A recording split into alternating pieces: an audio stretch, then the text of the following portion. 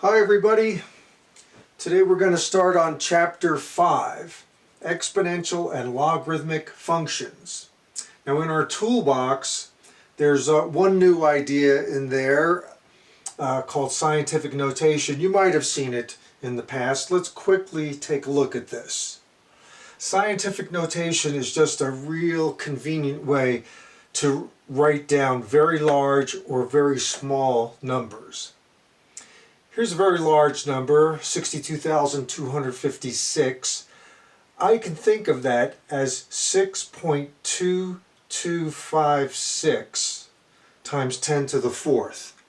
Keep in mind, 10 to the fourth is the same as 10,000. The exponent on a 10 is always equal to the number of zeros that you see there. So, by multiplying by 10,000, I pick up 4 decimal places. 1, 2, 3, 4, and that's how I would get back to this whole number there. For very small numbers, it would work like this. If I want to get the decimal point behind the first number that isn't a 0, I would have to go 1, 2, 3, 4. So I have to give up 4 decimal places. That means dividing by 10,000 or multiplying by 1 over 10,000, which is the same as multiplying by 10 over negative 4. These are equal. So to put a number in this form where you have a single digit, then your decimal point, right? Just a single digit and then your decimal points, that's called scientific notation. Of course, to do that, that means adjusting by some power of 10. Let's see an example of this. Suppose, as we see in example 5, part A, we want to multiply 2 of these numbers together. Notice that the exponent here is 5. I have 7.983 times 10 to the fifth. That's a very large number. Then I have a number with a negative exponent, so it's going to be very small. 4.563 times 10 to the negative 7. Well, to do this problem,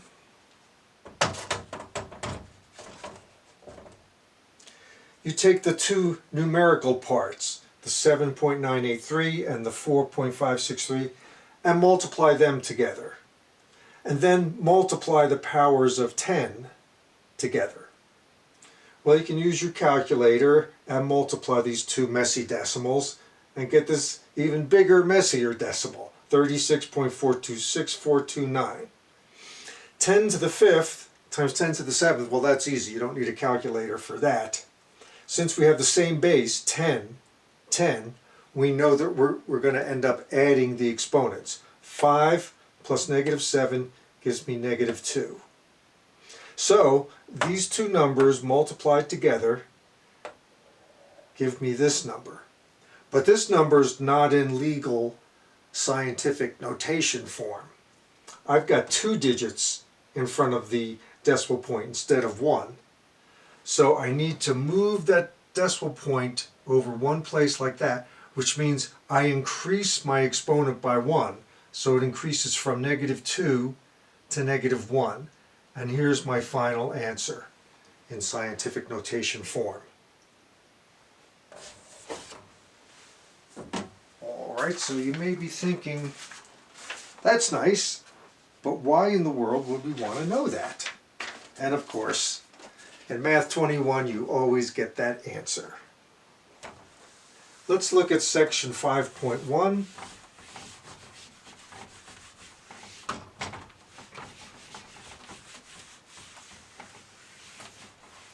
In 5.1,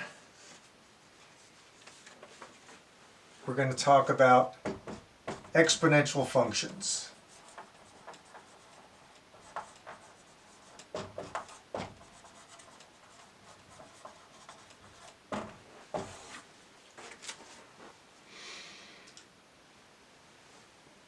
On page 313, we have a real-life problem. right at the beginning there at the top of the page. The primitive single-cell animal called a paramecium reproduces by splitting into two pieces, a process called binary fission. So the population doubles each time there is a split. If we assume that the population begins with one paramecium and doubles each hour, then there will be 2 paramecia after 1 hour, 4 paramecia after 2 hours, 8 after 3 hours, and so on. All right, so table 5.1.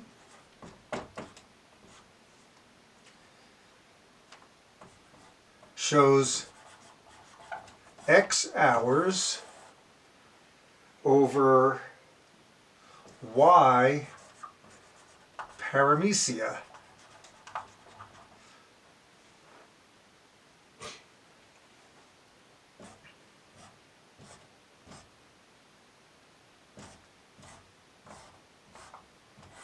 Let's look at this after all these different periods of time.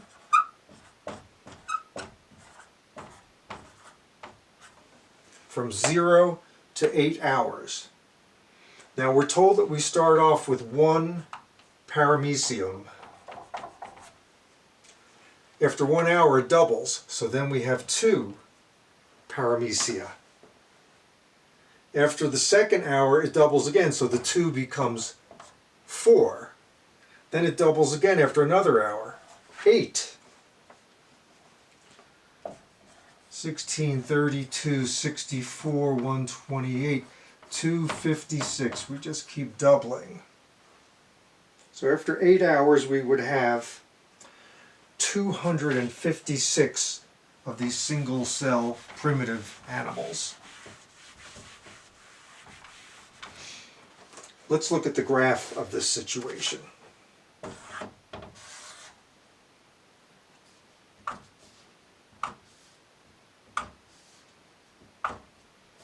Let's say 2, 4, 6, 8 hours. So that's our x-axis. And then our y-axis.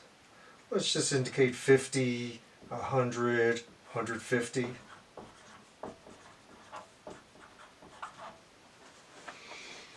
Okay, when we start at 0 hours, which is over here, we have 1 paramecium way down there.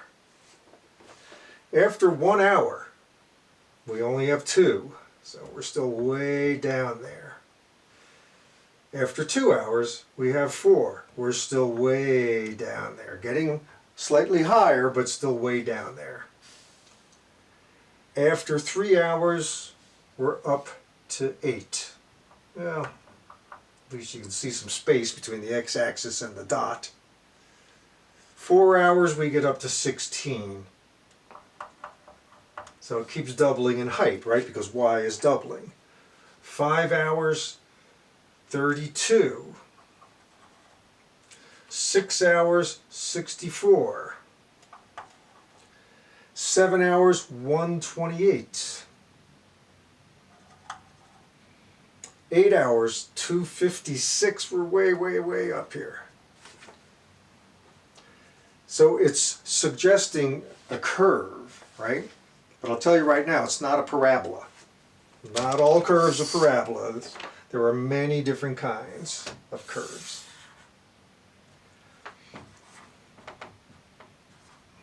What's going on here is this. The y value is equal to a power of 2 each time. 2 to the x, right? 2 to the power 0 gives me 1, 2 to the power 1 gives me 2, 2 to the power 2 gives me 4, 2 cubed gives me 8, so on and so forth.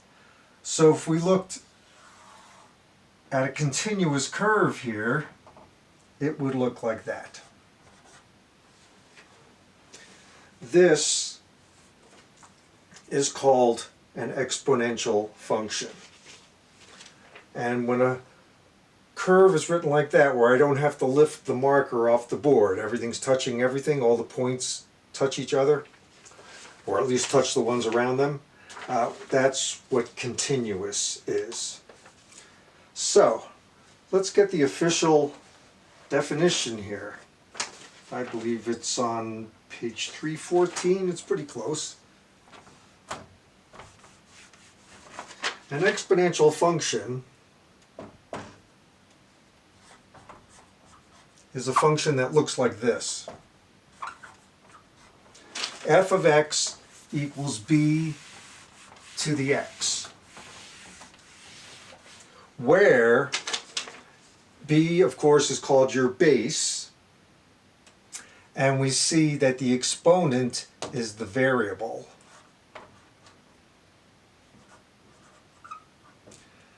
The base, b, is a constant.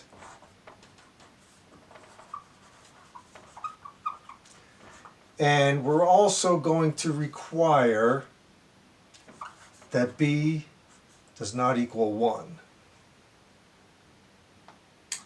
Okay. Notice, by the way, you might be thinking, oh, haven't we done this already? This is just like f of x equals x squared. No, it's just the reverse of that. The variable's down here, the exponent's up there, it's a constant. Now we have the constant down as the base, and the variable is the exponent. So it's kind of the reverse situation.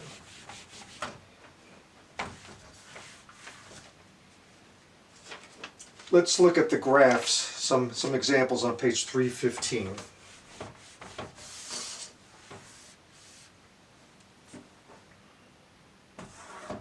This is figure 5.5.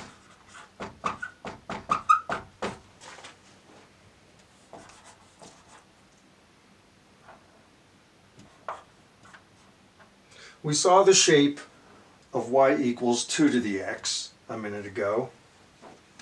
What would happen if you took y equals 1.5 to the power x?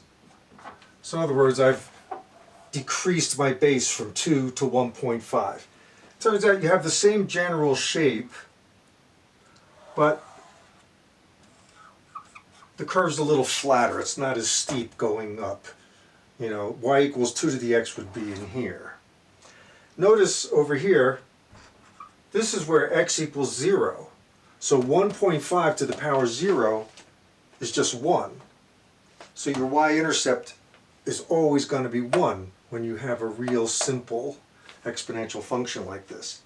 Look at the other one that they drew on that graph. Y equals 12 to the power x.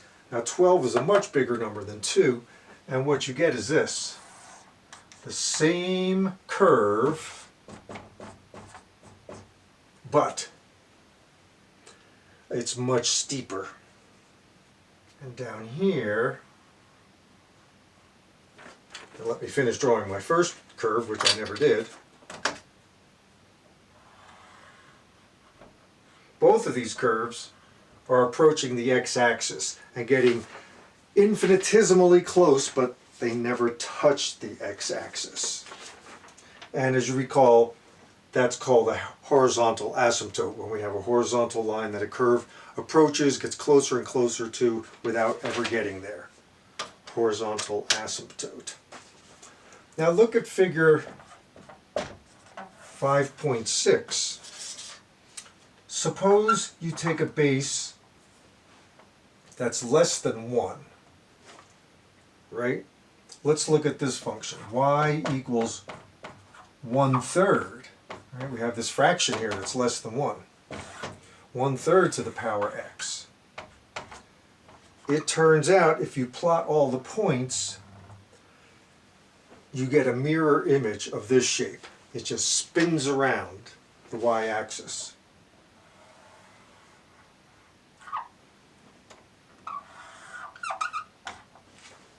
So there it is. Now notice also, you could express this function as with a base greater than 1, like these other two we looked at, but it would have to have a negative exponent, right? Since 1/3 equals 3 to the negative 1, this is true.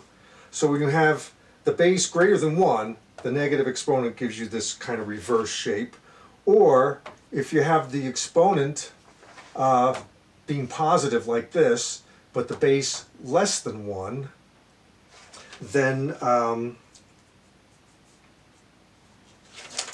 you have the same situation.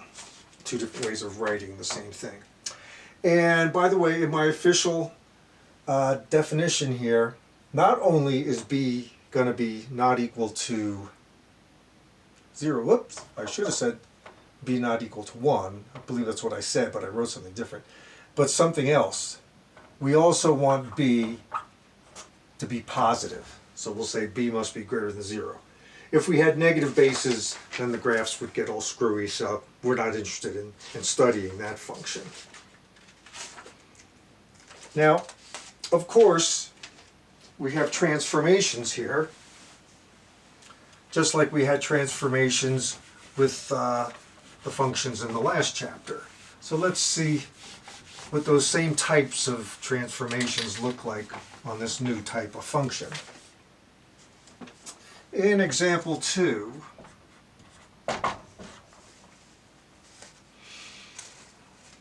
part A,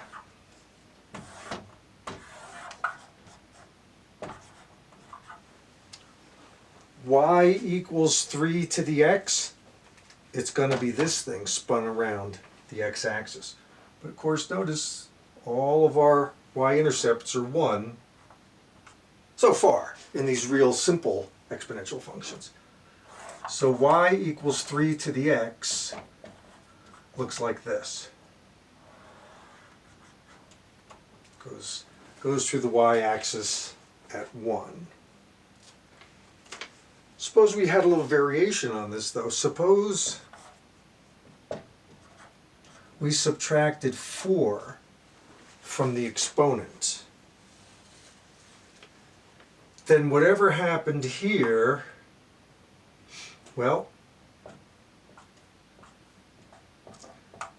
it's going to happen 4 units later, right?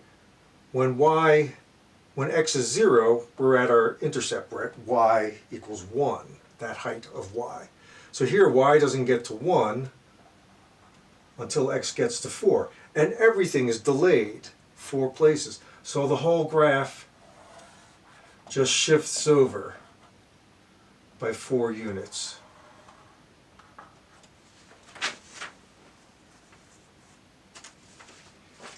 Let's look at part B.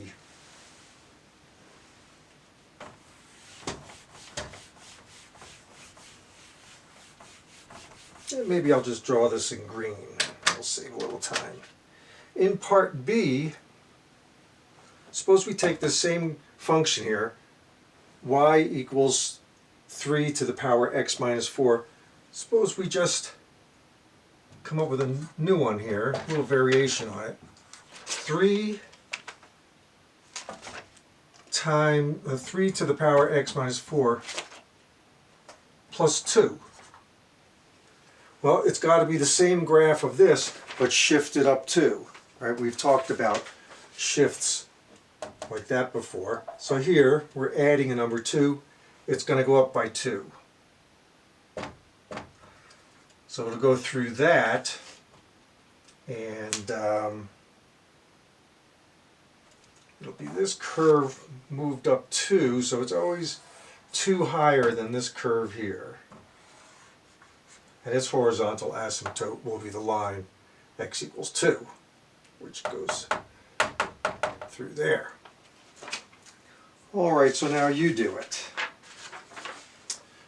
Graph this function here, y equals 3 to the power minus x minus 2.